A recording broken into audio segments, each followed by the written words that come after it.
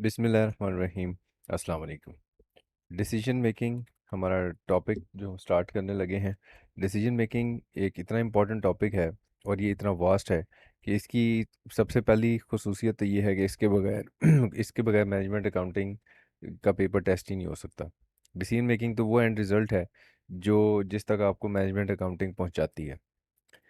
और जो management accounting है उसके यानी ये जो स्टैंडर्ड कॉस्टिंग से आगे आपने जितनी भी चीज़ें पढ़ी हैं ये सारी की सारी डिसीजन मेकिंग के लिए ही अल्टीमेटली इन्होंने जाके इनके धागे वहाँ पे जुड़ते हैं कि फिर आपने डिसीजन कुछ लेना होता है। स्टैंडर्ड किस लिए बनाया था आपने? ताकि आप वेरिएंस एनालिसिस कर सकें। टारगेट कॉस्टिंग किस लिए बनाई थी? अगेन कोई डिसीजन किया था उसको अचीव करने के लिए। कोई सेलिंग प्राइस सेट की और फिर उसके बाद कॉस्ट सेट की। सीवीपी एनालिसिस किस लिए कर रहे हैं? प्रोडक्शन वॉल्यूम डिसीजन करने के लिए।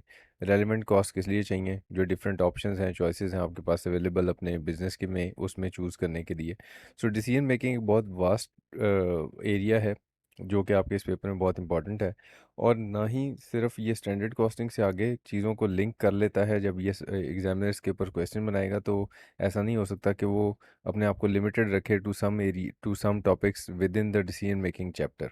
वो फिर हो सकता है कि इन्वेंट्री के किसी कॉन्सेप्ट को या एबीसी कॉस्टिंग के किसी कॉन्सेप्ट को यहाँ पे लिंक कर दे।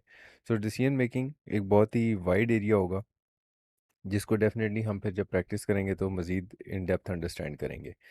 अ, जो हमने इस चैप्टर के अंदर चीज़ें पढ़नी हैं उसमें कुछ टाइप्स ऑफ डिसीजंस हैं वो हम देखेंगे कि जिनको हमने जो हमारे सिलेबस में है।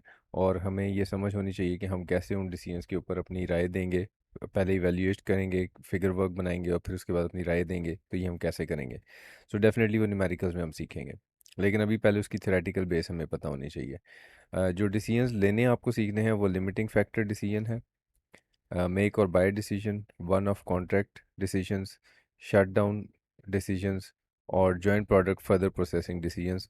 तो ये कुछ एक इम्पॉर्टेंट एरियाज की लिस्ट है जो हम डिस्कस करेंगे अगले वीडियोस में। सो यहाँ तक आपका कोई सवाल होगा तो हम उसको आंसर करेंगे। Thank you very much, take care.